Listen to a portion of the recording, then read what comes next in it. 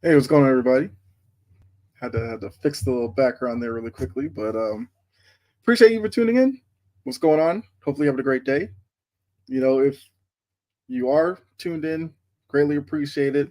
Have a new microphone I'm using, so let me know how it sounds. I'm hoping it's coming through really clear because I look. I'm trying to give you the absolute best quality, so um, definitely let me know. I can adjust the volume and everything if that works, but nice new back. Appreciate that, Jory. Got shout out my boy Juan for that. He made that for me with all my links. So obviously, you tuned in. If you're not following me on either of the social media, platforms that you do use, please go ahead and do so.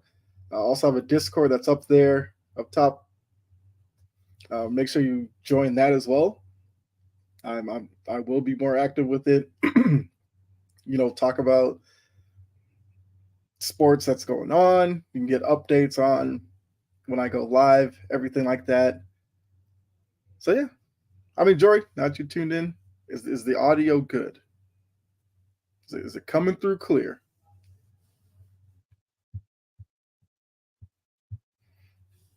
But yeah. So got some.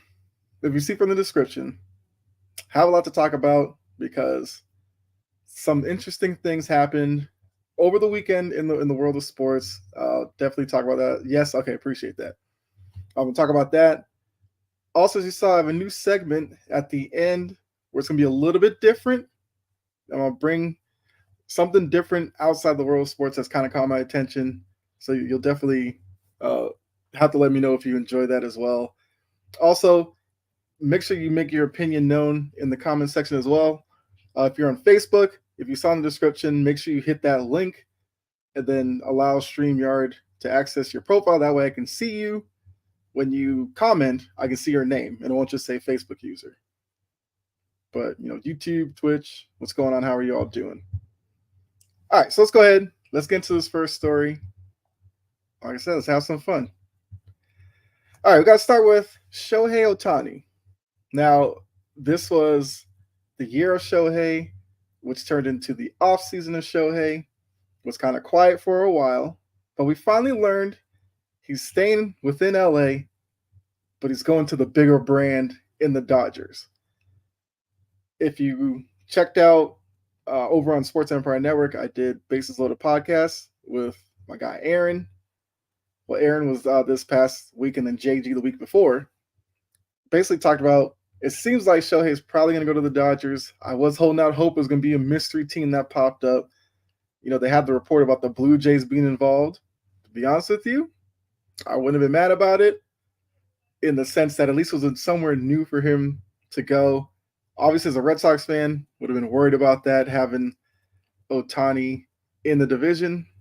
But look, now he's on the completely different side over the National League. But for the Dodgers, look, they spent a lot of money for him. If you didn't see the numbers, it's 10 years, 700 million. I'm not making that up.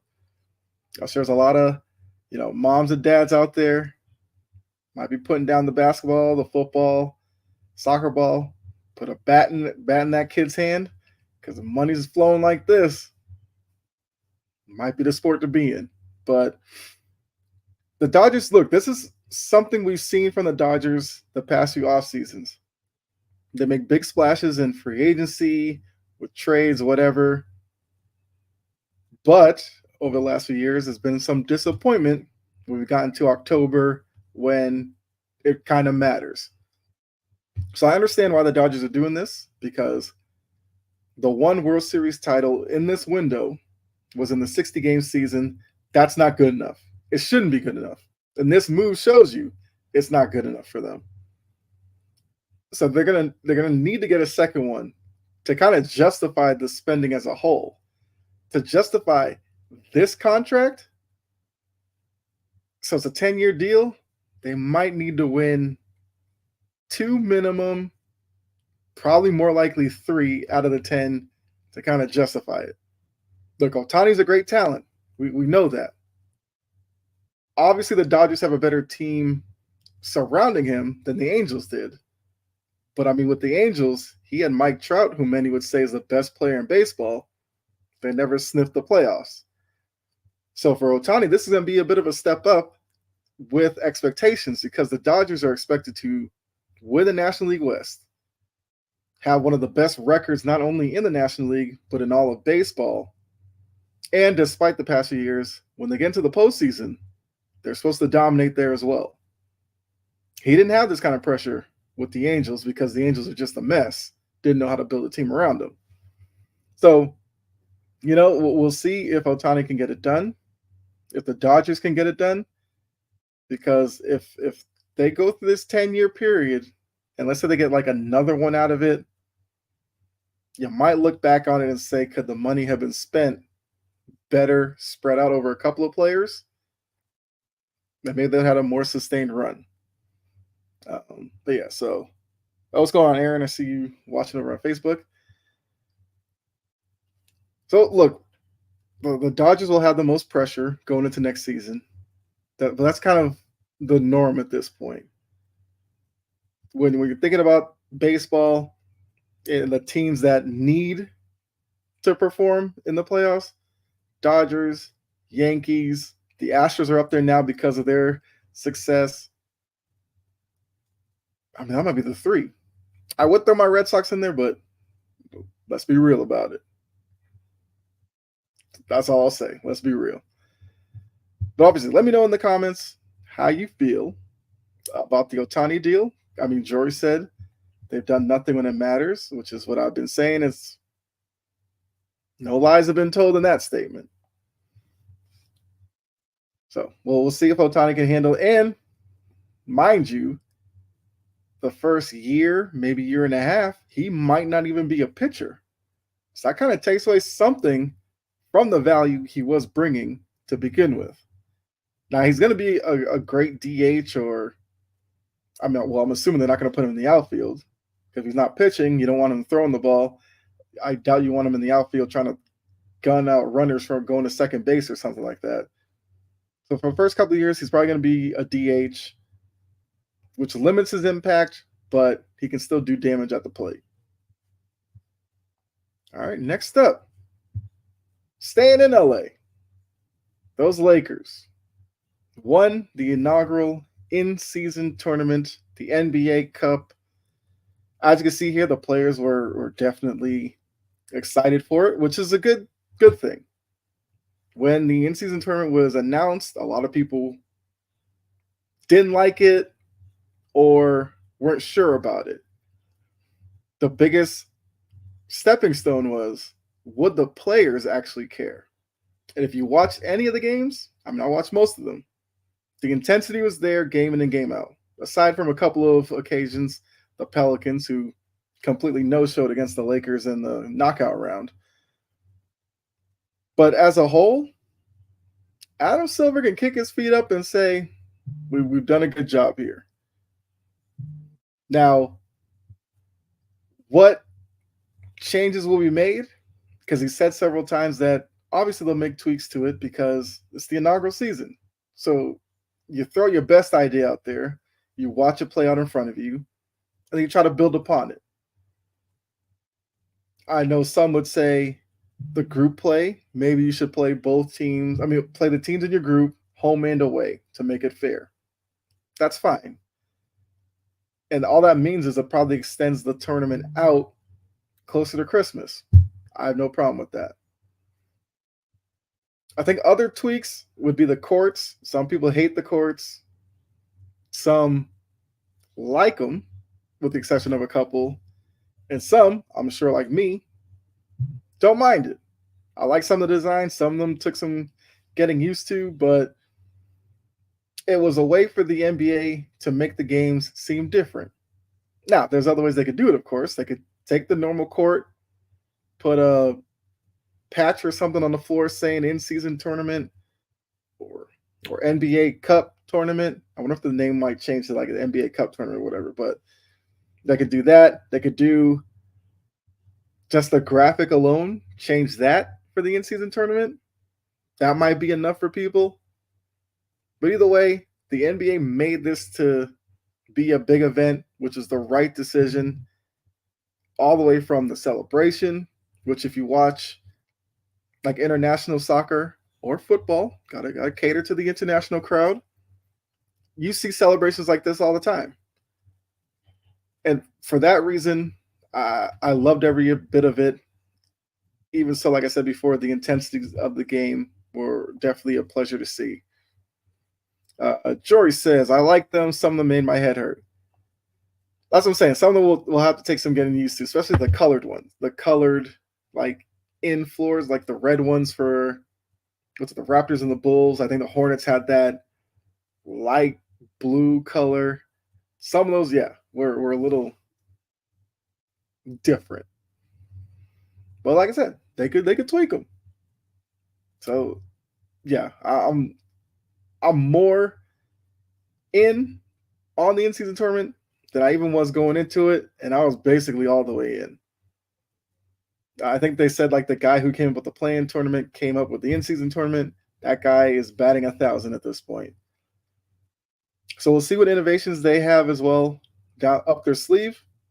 Because as we see with the NBA, they're willing to try stuff, and I can appreciate that from any league.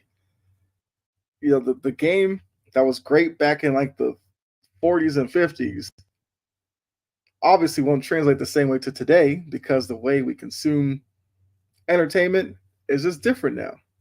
And you have to bring kind of innovation to keep people interested. So the NBA, 2 thumbs up for me. Only thing would be, obviously, I would rather seen somebody else other than the Lakers win it if it wasn't my Celtics. But I look, that's neither here nor there. But you do have to give the Lakers a lot of credit, though. You know, they're seen as a veteran group. They very easily could have, tried for the group stage and then give like a half-hearted effort in the knockout round and bow out and just be like, "Oh, it's all good. We're looking towards June." But no, they went for it. And like I said, that's what the league wanted. Now another thing, I don't know, would they change the venue? Would it necessarily have to be in Vegas every year? Could they go around to some other cities that maybe are flirting with trying to get a team? Because you obviously couldn't do the final in a team's arena, I don't think, because if that team makes it there, that could be a little bit of a disadvantage to the opposing team, obviously. Even though with it being in Vegas and you have the Lakers versus the Pacers, obviously it's closer for Lakers fans to get there, but that's not really that big of a deal for me. So could you see it in? I'm trying to think of prospective cities that are trying to get a team, like a Seattle. Let's say Seattle, who's trying to get back into the NBA. Like, would you award it to them next year? Let them maybe show off the arena that they would potentially use for an NBA squad. I'm not saying that the arena is there, but I'm just saying, like, could they do that? I mean, George says put in Atlanta. The Hawks won't be getting there anyway, which if that's the case, you put in Detroit. Pistons aren't going to get it. Put it in San Antonio. Spurs aren't seemingly going to get it anytime soon. So I wonder if Silver might switch up the venue every year or just leave it in Vegas, maybe until Vegas actually gets their team and then decide from there what they do. Like I said, thumbs up from me. Let me know what you thought about the in-season tournament as a whole. If you were skeptical about it going in, let me know if watching it play out changed your mind or are you still skeptical of it? Or the other way, if you liked it going in and then seeing it play out in front of you, you're not a fan of it anymore. I'd love to hear from you. Let me know. Let's go on to the next one. All right. So if you have seen any of the sports talk shows, you know what they're talking about. They're talking about this play right here. So as you can see, it's a 2nd and 10. Chiefs were down 4, trying to go in for the winning touchdown, or not the winning touchdown, but the touchdown to give them the lead with under a minute to go in the game, I believe. Oh, and Jory says I was skeptical going in, but I like the idea. I love it now. See? So Adam Silver made a fan of it in Jory. So if Adam Silver ever saw this video, you may have just put a smile on his face, Jory. Yeah, so looking at this play, it's 2nd and 10, as you can see. The Chiefs are just past midfield. So actually, I said they were down 4. They were down 3 because, as you can see, the field goal target line is on there. So if they'd gotten within that area, they could kick a field goal to tie it up and then play for overtime. Or as the play kind of played out, they threw a deep pass to Travis Kelce, who made a move, got into the middle of the field, and Kadarius Toney was wide open on the left sideline. Threw it over to him. Kadarius Toney walked into the end zone. Chiefs fans going crazy. Chiefs sidelines going nuts because it was a nice little trick play. And it's always fun to see trick plays play off in the NFL or NBA or anything like that. But it was called back because Kadarius Toney was lined up offside. Now, watching this, the first thing I think of is Kadarius Toney is literally looking at the ball. So, worst case, his head is level with the ball, right? And if that's the case, your front leg is usually a little bit in front of you to get that push off the line. So if your head's level with the ball, you know full well your feet are in front of the ball, so you're in the neutral zone. So I don't know how, with this image that you're seeing, he's looking down the line and doesn't realize he's in the neutral zone. That's the first thing. Second thing is, most wide receivers, when they're kind of up to the line, will look at the ref, point to them to kind of get an idea of whether or not they're onside or not. I guess Kadarius Toney didn't do that either. So that's kind of 2 strikes on Kadarius Toney, even before the play started. Now, he did make I would say a great play, but it was more Kelce than him anyway. And with the start of the season that he had, where he really struggled, this was a play that was hopefully for him to redeem himself, help the Chiefs get a big win. But no. All we got was Patrick Mahomes, complaining about it. I get it. Most players would complain about this because it took away potentially a win, even though, once again, it was the 2nd down play. So with the touchdown being wiped out, it was 2nd and 15. So you still had an opportunity, if the touchdown wasn't necessarily in your plans, to at least get the field goal and force overtime. They got neither, because he was sacked. I believe he was sacked on 2nd down, which made it 3rd and long. And then the 3rd down play, was he incomplete on it? And then the 4th down play, they came up short. So the Bills took over and drained the clock and won the game. You thought maybe it would end there. No. Mahomes is on the sideline, losing his mind. Slams his helmet. He's yelling at the line judge. He's just yelling at anybody who would listen to him. So then you're like, okay, maybe he's just getting it out of his system. The game's over, whatever. They're 8-5 at this point. Fine. They're still leading the division. What's the big deal? He should be done with it then. No. He goes out on the field, congratulates Josh Allen. The two of them meet. The first thing he says is, what an effing call. What an effing offsides call. And Josh Allen's like, good game. And all Patrick Mahomes could talk about is the offsides call. Okay, he's still heated at that point. He goes into the locker room, gets showered and everything, changes his clothes. He's had plenty of time to think about it. He's probably seen the play in the locker room a couple of times. He goes to the podium. You know what? Now he could kind of chill and be like, we didn't execute. We'll do better. Whatever. No, he's still heated at the press conference talking about. So he basically said, offsides, whatever.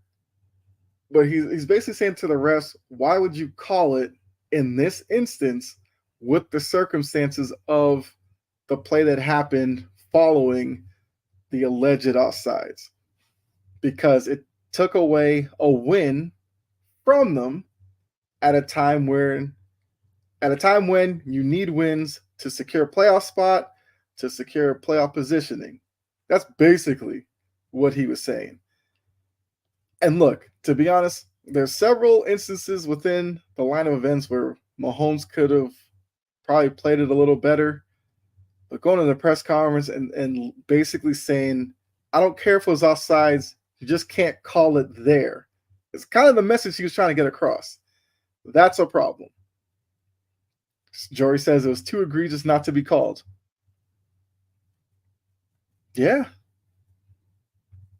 I mean, would the only thing you could say is should the refs have just blown it dead at the snap? Maybe. I guess.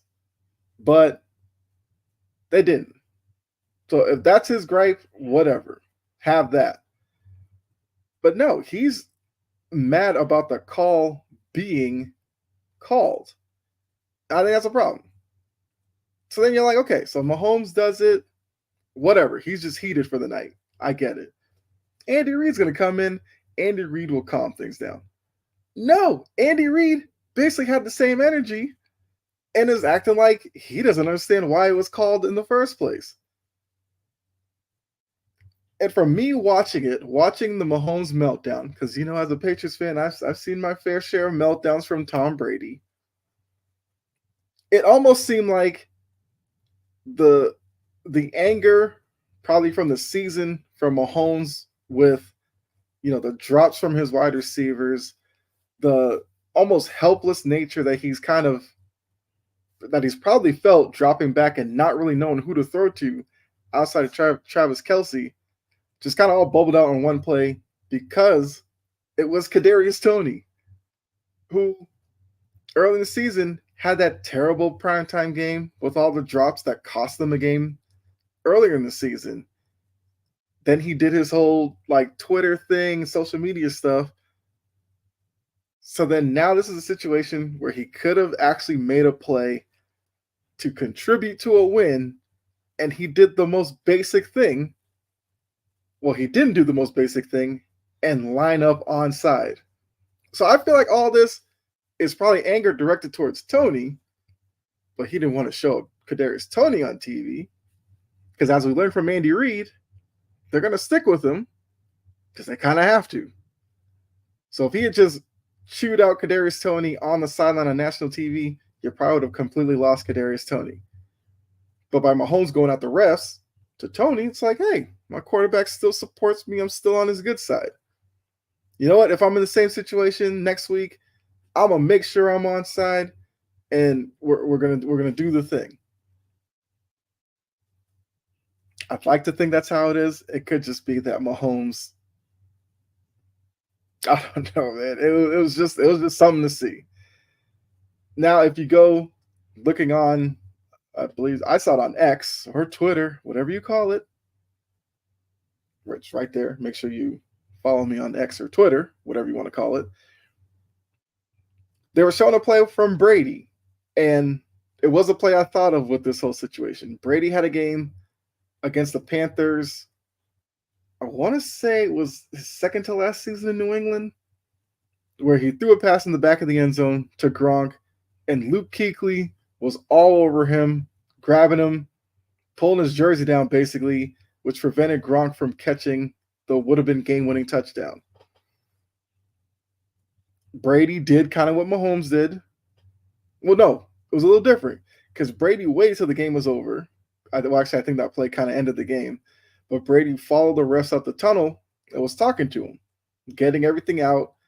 Then he went to the podium for his press conference, and Brady took all the ownership of it. He said he should have thrown a better ball. He said they should have executed better before that play so it wouldn't have come down to that, which is what you want to hear from your leader, your quarterback. No, Mahomes went to the press conference and chose violence and just wanted to just air out everybody. Like I said, maybe there's an underlining factor where maybe Mahomes feels this season slipping away from his team and might be seriously worried that they could miss the playoffs altogether. As wild as that sounds, it could be possible because if you take a look, hold on a second, after a kind of wild week, which isn't even over yet because we have 2 Monday night games tonight. Hopefully, you all can see this, but if not, I'll run through this really quickly. The Chiefs crying is hilarious from Jory. It is. But you have the Ravens 10-3 as your number 1 seed. The Dolphins, who do play tonight, have a chance to get to 10-3 themselves and reclaim the number 1 spot in the AFC. The Chiefs are the 3 seed as an 8-5 team with the tiebreaker over the Jags. So if they slip a little bit more, they could find themselves as a 4 seed, as the worst division winner in the AFC. Who would have thought that before the season started? Not I. But if you look down at that 9th seed there's a team in the Denver Broncos. I remember when they were 1-5, they were the laughing stock of the NFL. Who's laughing now? They're only a game behind the Chiefs. I believe they play each other here in a couple of weeks. If the Broncos are able to get that win, the Chiefs could be in serious jeopardy to not make the playoffs. And for Mahomes and the Chiefs, that was definitely not in the plans for this season. Remember, Mahomes is the new GOAT. So he can't be missing the playoffs like this. And I feel like that was a part of the tirade as well, which would look like a division that they were going to win easily, all of a sudden has tightened up, and now there's having to fight for it. You know, the 1 seed, I don't know. That might be out of the window as well. And for Kansas City, playing in Arrowhead is a big advantage for them because that's an environment that not every quarterback can handle. Denver did already beat KC before. Yes. So Kansas City needs that win for tiebreaker purposes. But if Denver sweeps Kansas City, look out. And the way they're playing right now is definitely possible. But yeah, so for Kansas City, if they had the number 1 seed, looking at the quarterbacks that would possibly be in the playoffs, how many of these quarterbacks would you be confident in going into Kansas City and beating them? You know, Tua, who we don't know how he's going to perform in the playoffs because we hadn't seen him make it that far into a season. You know, you have the Ravens with Lamar. Lamar's had his own playoff issues. He's another guy who's not normally around for the playoffs a lot of seasons. So we don't know how he would handle Kansas City. Trevor Lawrence, he's just new to this playoff thing after last season. We don't know how he would handle it. Cleveland, Joe Flacco. Does that scare you coming into Cleveland? I mean, Joe Flacco's been there, done that. He's been around for a while, but he's not some top-tier quarterback. Kenny Pickett, you worried about Kenny Pickett in Kansas City? No. Gardner Minshew? No. CJ Stroud's a rookie. It'd be asking a lot for CJ Stroud to go into Kansas City and win. Or like I said, even Denver, Cincinnati. I mean, Cincinnati's kind of had Kansas City's number, but Joe Burrow's not there. You're looking at Jake Browning. So Kansas City kind of understands that this is an AFC that they could dominate if they were playing better. But now that they're not, imagine with these teams that are in the playoff hunt that the Kansas City Chiefs couldn't even make the playoffs with this group. That would look pretty bad for Andy Reid, Patrick Mahomes. I mean, might make you think a little differently about Bieniemy's impact on this team. Just saying. So, the Chiefs definitely have some time to figure this all out. So let me pull up their schedule here really quickly. I am kind of interested to see their last few games. I know one of them. Okay, so we have actually they've already played the Broncos twice. Broncos beat them October 29th, 24-9. October 12th, the first matchup, the Chiefs beat the Broncos 19-8. So they split their season series. Okay. All right, so next week, they have the Patriots. Look, Say what you want about my Patriots, but you got Bailey Zappi to deal with now. I mean, all jokes aside, the Patriots defense is legit. So for a Kansas City team that can only depend on Travis Kelsey and a lot of wide receivers that you don't know what you're gonna get from them, New England could give them troubles. I mean, if they lose to New England, hit the panic button. Yeah, the Raiders after that, the Raiders just lost 3-0 to Minnesota. They might be completely broken. You figure they win that game. The Bengals on New Year's Eve. Look, I've made the statement that even without Joe Burrow, and for what I've seen from Jake Browning so far, the Bengals will make the playoffs. So the Chiefs can't take that game lightly either. And then they end their season with the Chargers, who it's the Chargers. They're out of it basically. That team might quit on Brandon Staley before that just to get him fired. So worst case, they go, I don't know, 2-2 in their final four, which gets you to 10 wins. So you should be able to get in. Now, would that be enough for them to win the division, or would they just be a wild card team with 10 wins? That's something we will have to see. I mean, while I'm at it, I might as well look at Denver and see what their schedule looks like.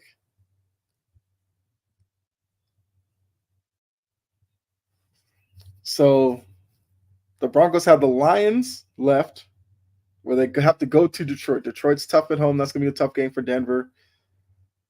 But then they got the Patriots in Denver, which even with Tom Brady was a house of horrors for the Patriots.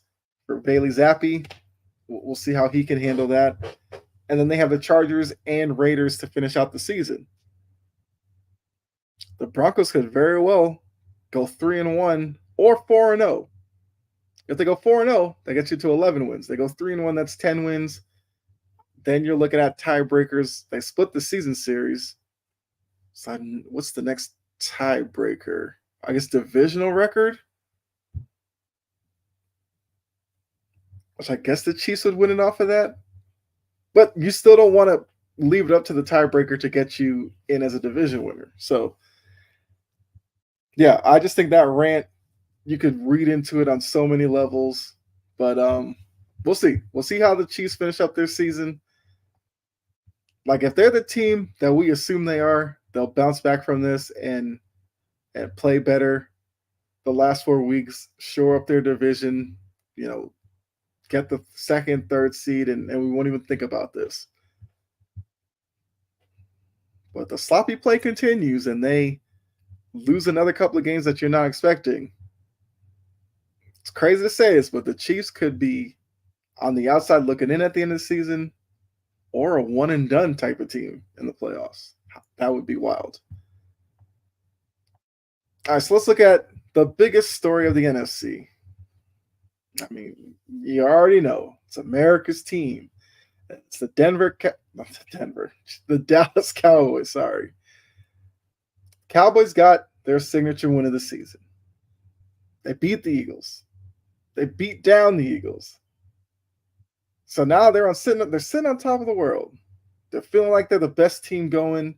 You already heard DeMarcus Lawrence at his locker saying, "We hit them until they quit, and then we hit them again." Okay. It's a lot of talk for a regular season win. I mean, you could have said that for if you beat them in the playoffs, but it is what it is. Cowboys have to, hold on to whatever they can. Let's see. George said, and they can sit next to my team. I mean, okay. But look, you look at Dallas, and actually, I should have said, let me know, comment section, if you think the Chiefs make the playoffs or not. Or do you think or I should ask, will the Chiefs win the division, or do you think Denver will overtake them? We'll use that question. All right, so looking at the Cowboys, they get the win. They're feeling good about themselves. Look, we know that they play good defense. They have some playmakers on that side of the ball with Parsons, who can get after the quarterback. Yeah, Bland, who's a pick six machine. But there's Stephon Gilmore. The names are there, so they have the talent. A lot of the questions have always been Dak. Will he find ways to lose big games? So far, outside the San Francisco game, which remember, Cowboys are ready for that game. They got blown out. But the Eagles, they were ready for this one and they played better. The first question you could probably ask is it more about the Cowboys winning it or more about the issues that the Eagles seem to have that they just don't seem to really have an answer for? Because watching that game, what did we see? Early in the season, a lot of people were talking about you can, yes, in the Arizona game. Yes, good point, Jory. The Cowboys looked terrible against the Cardinals team that was led by Josh Dobbs, who at the time was just a guy. And they've managed to lose that game. But looking at everything right now, like, how are we supposed to view the Cowboys at this point? Would you call them the best team in the NFC?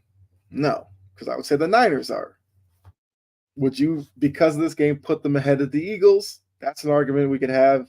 If you pick the Eagles, I would agree with you. If you pick the Cowboys, you can probably make a good enough argument. But like I said, is it more about the Cowboys win or the Eagles not being able to fix their issues? Hearing a lot of Eagles fans talk about it, they're mad that the team doesn't run the ball more. That's something I feel like I've been hearing from them since early in the season. It still hasn't been resolved. The second thing is the middle of the defense is still an issue. We saw that a lot last night with the Cowboys. They attacked down the middle against the Eagles defense and found a lot of success. And I think the next thing is like something just seems off with this team. Now, I don't think it's personnel because I feel like Eagles fans don't think it's the actual players. They think it's the design, the scheme, which once again, that's something that we've been hearing about them for weeks now. So why hasn't that been fixed? Is it a situation where Sirianni may not want to dismiss a certain person from their duties for whatever reason? Because I feel like a lot of Eagles fans are pointing out the defensive coordinator. I think it's the defensive coordinator. Let's look at the coordinators because the offense hasn't been great, hasn't been clicking like last season, and the defense has been sketchy at best. But look, the Eagles are kind of in the same situation as the Chiefs. They have 4 more games to shore up things, go into the postseason, confident that they can repeat what they did last season. But the way that they're currently going right now, you wouldn't pick them against the Niners because the Niners would have home field over them. Would you pick them against the Cowboys if the game was back in Dallas? Probably not. So like I said, the Eagles and the Chiefs are in similar situations. The two teams that were in the Super Bowl last year are kind of at a fork in the road right now with 4 games left to go in the season. So we looked at the AFC standings. We might as well look at the NFC standings as well. Now the NFC, I guess, is a little bit more certainty with the teams that are in. The Niners, Cowboys, and the Eagles are all sitting there at 10-3, but the Cowboys now have the tiebreaker over the Eagles because, as it says, divisional record. The Cowboys are 4-1, the Eagles are 3-1. So Cowboys have that right now. But the Lions are the 3 seed at 9-4. The Bucks are leading the NFC South, which I'll talk about here in a second. So the Eagles dropped from number 1 to number 5 after back-to-back weeks losing to the Niners and the Cowboys. They're now the 5th seed. Vikings 7-6, Packers 6-6. Shout out to the Packers. Quick side note: they were another team. Started off really well. Were mid through a lot of the season. Fell out of the playoffs and have fought their way back in as the final wild card team right now. Now I'm thinking about it, I probably should have gone through who I feel like have the best momentum as wildcard teams going into the last few weeks, but I guess we could say that for another episode. Just on the outside looking in, you have the Rams, Seahawks at 6-7 out in the NFC West. So they would have to get as wildcard teams. But with the NFC South, you have the Bucks, Falcons, and Saints, all 6-7. Bucks have the tiebreaker. One of them will win the NFC South. The others will just sit home and wait for next year. So looking at the NFC South, I'm rooting for the Bucks here. Yes, you see the highlight for the Falcons. I am in the Atlanta area, so that is why. But I'm not a fan of this Falcons team at all. I mean, number one, I'm a Patriots fan to begin with, but I've lived down here long enough that I do definitely pay attention to the Falcons, and this group is just too infuriating for me because of the quarterback position and their lack of kind of awareness with the quarterback position. Remember when Lamar was sitting out there? I said, Atlanta seems like the perfect guy for you to go meet with and try to get him down here. If you brought Lamar to Atlanta, he'd become the biggest star in no time. They were like, no, we're good. We got this guy, Desmond Ridder. You know him. We're fine. Okay. The Saints, I mean, out of the NFC South teams, the Saints I probably like more than the Falcons. I mean, we got Derek Carr, who's kind of beat up. They're wildly inconsistent, much like the Bucks. But I'll tell you why I'm rooting for the Bucks. I feel like give me Baker Mayfield in a playoff setting, and I feel like he will be great entertainment. Because you already know, no matter who the Bucks go up against, Mayfield is going to think that they're going to beat them. I like that about him. I guess you could say it comes off as arrogant, whatever. I like that about Baker Mayfield. So, we'll see if the Bucks can hang on. Once again, I guess I should take a look at what they have going on. Let me see here. Hold on a second. I'm not going to look at all the teams because, let's be honest, does the division need this much attention? No.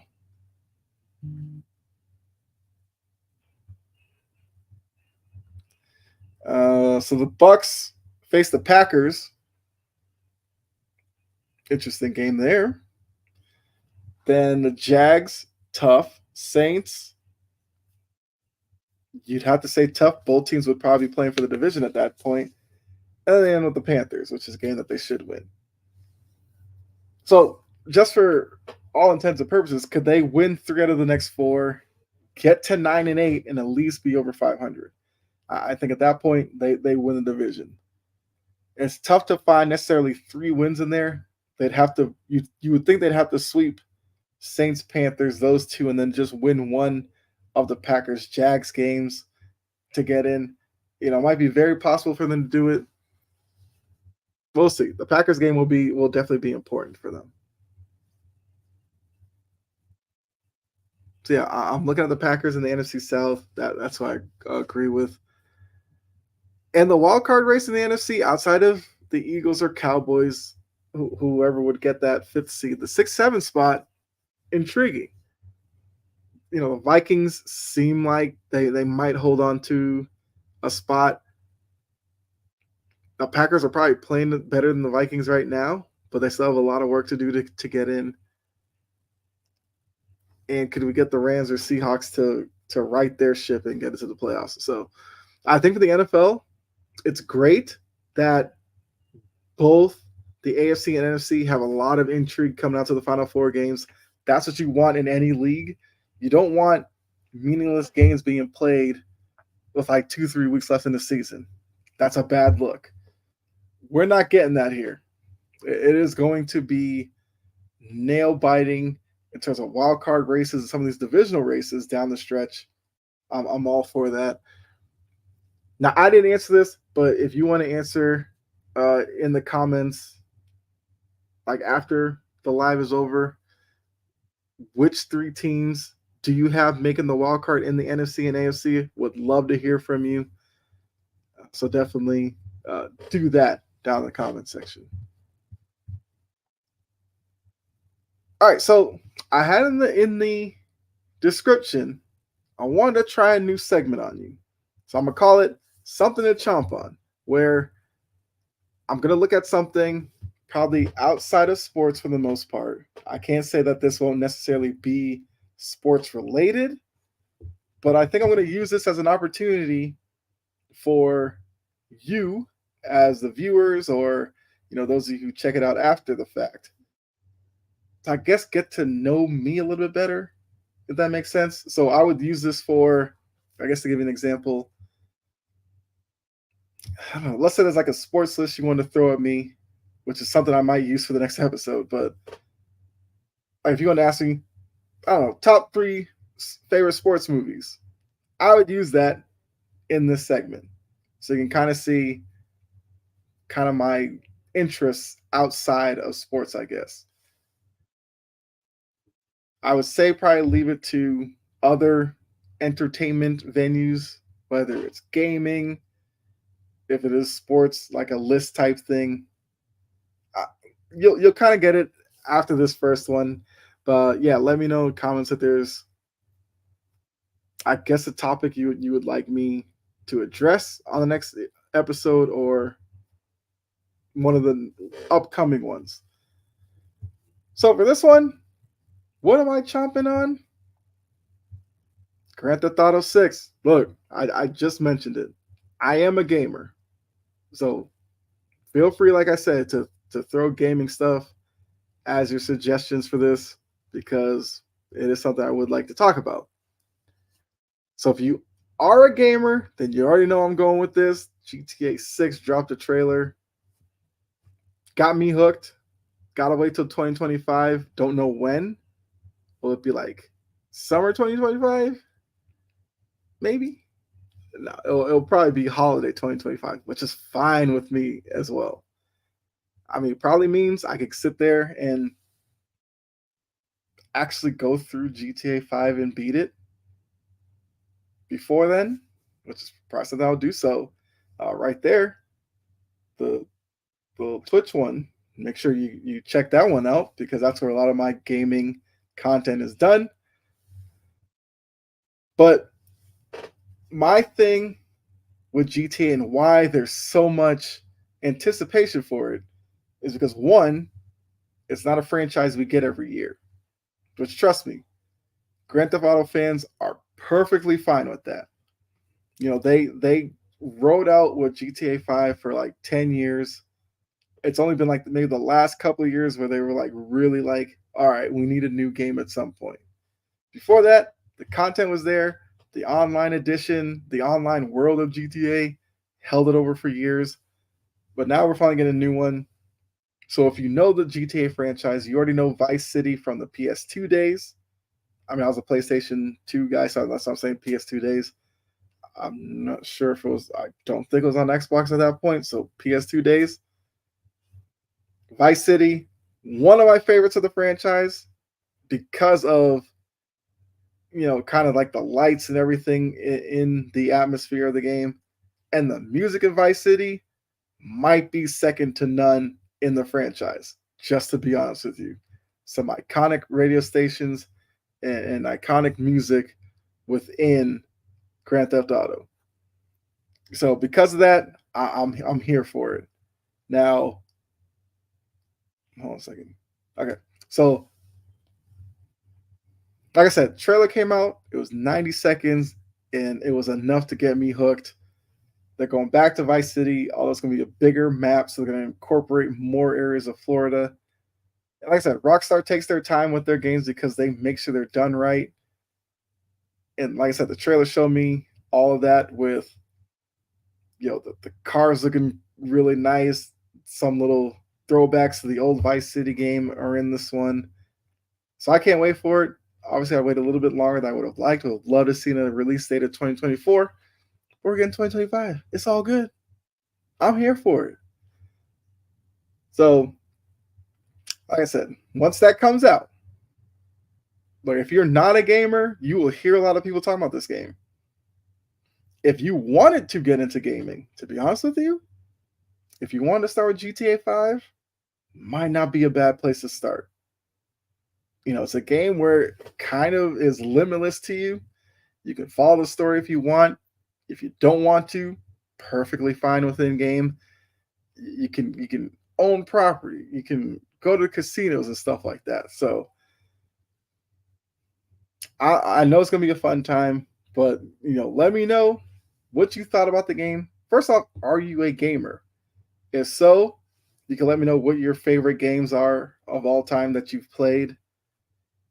And if you're not a gamer, let me know maybe the reason why you're not into gaming. What's your biggest holdup with it? Let me know. But yeah, so that's what I'm talking about for this new segment, something to chomp on. The name's in beta, I guess. But let me know if you like that name for the segment, something to chomp on. But I believe that is all I have for you. Yes. So let's go ahead and do this really quickly. Bring it back up. What's up? So yeah, so thanks for everything. Thanks for tuning in. Actually, I should leave this up. Yeah. Let's just leave it up. Like let's leave that there. Um you know what? Let's go back. There we go. Appreciate you for tuning in. Hopefully you enjoyed it. I mean, I had fun doing this. Shout out to Jory who's in the chat, and those of you who might have been, I guess, lurking and didn't put anything in the chat. That's fine as well. Trust me, I'm not mad at you, but would love to see you get interactive with me because I do like that about this. Yeah, appreciate all of you. We are, I mean, depending on what platform you're watching on, we're on the road to whatever the next milestone is. I've had a lot of fun. It's been a few years now doing this, and I'm gonna keep it going. I got definitely some more ideas for the channel. Like I said, all the socials are there below. So you got X, you got Twitch. Like I said, gaming stuff is on Twitch. So on Twitch is where you'll find my Madden League stuff, which if you're into Madden, check out my channel. I've had some very entertaining games within the league. Most of the time, I will stream the user-to-user games where I play CPU. I may not stream those because, it is what it is. But, 3-3 on the season. I'm using the Falcons. I mean, I did kind of just talk about them on this episode, but I am using them in that league. But it's not the Falcons team that you watch now. Different quarterback and everything. Just got off beating an undefeated Steelers team, so I'm feeling good about that. Definitely join me over there for that series. Play like EAFC, or if you're into soccer and everything. When I'm playing that, usually with the chat, talking about Premier League and everything like that. I mean, next episode, I will have some Champions League stuff because the group stage will be over by that point. And I'll have some definitely opinions on what's happened there. So if there's like a story you want me to talk about on the next episode, you can drop that in the comment section as well. Yeah, like Facebook, TikTok. Yes. So TikTok, I'm kind of trying to figure out how I want to use TikTok necessarily. Because I will do some videos with some like sports filters. We'll do that for some fun. You might catch clips of some of my gaming stuff or clips of the podcast over there as well. So it's definitely a place to follow me as well. YouTube, you got that for the podcast as well. Like I said, well, Instagram as well. I'll put clips, stuff like that on there. My picks. So my picks, I used to put do as part of an episode. Now I kind of just make the picks and post them on TikTok or Instagram or as a YouTube short, something like that. But the Discord right up there next to the Instagram. Make sure and join the Discord. I guarantee you, as it builds up, I feel like it'll become a little bit more interactive and fun. I'm promising you to end 2023, going into 2024, I will be much more active on there. But I would like to have some of you there to kind of interact with. So that's my little rundown of the social media links. Then make sure you follow me on whichever one you prefer. Greatly appreciate it. But thanks again for another great episode. Hopefully you enjoyed it. Hit the like, subscribe, share, follow, all that good stuff. Greatly appreciate it. But be safe. God bless. I'll catch you in the next episode. If you need to see me again, I will be on Sports Empire Network at 6:30 Eastern for the Cheap Seats podcast. Check me out there. It's a great show, entertaining. We kind of just sit there and just throw out some topics and just talk about it. It's like barbershop talk. If you know what that is, then you'll know about Cheap Seats. Tuesday, 7 o'clock, I'll be Sports Empire Network again for the Big Three, where that's a show that I host over on the network, and we have a lot of fun talking about NBA, NFL stuff over there as well. Then Thursday, I'll be on Sideline to Sideline, where we get you caught up, kind of like the news and events of the previous week. Look at Thursday Night Football, get you ready to go for that, and then preview the best games of the rest of the week. So I'm over there 3 nights a week, as well as I can't skip over. I will sometimes be on And One, which is the NBA podcast over on the network. That is on Tuesdays after Big Three. And then Bases Loaded podcast, moderating between Aaron and JG, that show, which is Thursdays after Sideline to Sideline. So plenty of places to find me over there. But here, you already know, trying to do 2 to 3 of these a week. So would greatly appreciate the follow and support. Love all of you. Appreciate all of you. Enjoy the rest of your day. I'm out of here, and I will see you later. I'm gone.